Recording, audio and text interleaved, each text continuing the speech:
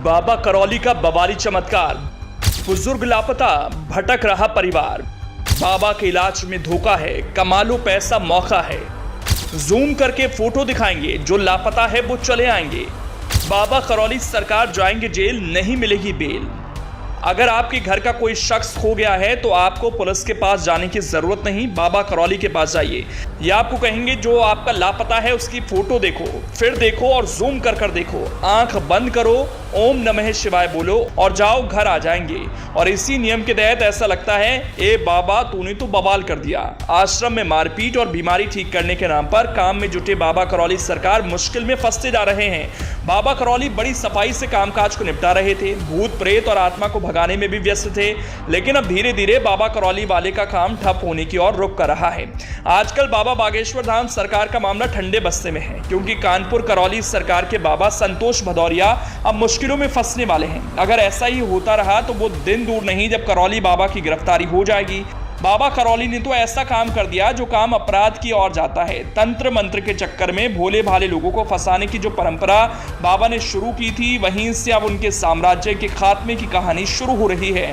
बाबा करौली तंत्र मंत्र से सिर्फ दुख दर्द नहीं भगाते, बल्कि आदमी भी गायब कर देते हैं। आज हम एक एक कर बाबा की कुंडली खोलेंगे। आश्रम से कैसे लापता हुआ बुजुर्ग। करौली सरकार उर्फ संतोष सिंह भदौरिया की मुश्किलें बढ़ने वाली हैं। सोशल मीडिया पर करौली बाबा के चमत्कारों से प्रभावित होकर झारखंड के बुजुर्ग अपनी मानसिक रूप से बीमार बेटी का इलाज कराने के लिए आए थे। इलाज के दौरान आश्रम से बुजुर्ग लापता हो गए। बुजुर्ग के बड़े बेटे ने आश्रम में जाकर बाबा से शिकायत दर्ज कराई थी। करौली सरकार बाबा ने उस परिवार की मजबूरी नहीं समझी और उनको ढूंढने के नाम पर 1 लाख रुपए ट्रांसफर करा लिए।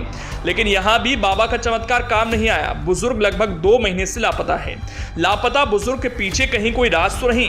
बुजुर्ग के लापता होने के पीछे की वजह तो नहीं पता, लेकिन सवाल उठ रहे हैं। दरअसल बुजुर्ग अपने छोटे बेटे का इलाज कराने आया था। इस दौरान दोनों लापता हुए थे, लेकिन बड़े बेटे के कहने पर बाबा ने मंत्र फूंका तो आश्रम से थोड़ी दूर पर लापता छोटा भाई तो मिल गया, लेकिन उसका पिता नहीं मिला।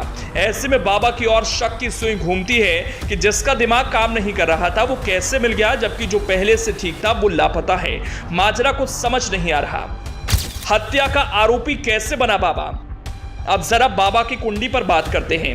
बाबा करौली सरकार शुरू से ही कुछ करने की फिराक में था। अपनी अलग पहचान बनाने के लिए बाबा करौली सरकार ने पहले राजनीति में हाथ आजमाया था, लेकिन वहां से बाबा को कामयाबी नहीं मिली तो बिल्डर का काम करने लगा। लेकिन फिर भी बाबा को सफलता नहीं मिली और एक मर्डर के मामले में बाबा को आरोपी बना दिया गया और मुकदमा भी दर्ज हुआ था। लेकिन जमानत पर बाहर आने के बाद बाबा करौली ने बिल्डर का काम भी छोड़ दिया और अब अपने धंधे में बाबागिरी को लाया। लंबे समय से बाबागिरी ठीक चल रही थी, कहीं कोई चर्चा नहीं थी, लेकिन एक भक्त की पिटाई मामले ने बाबा को फ्रंट पर रख दिया, जिसके बाद एक एक कर बाबा करौली के प्रमुख संतोष भदौरिया की कुंडी खुल रही है। लेकिन आश्रम से लापता शख्स के मामले में संकट गहराता जा रहा है।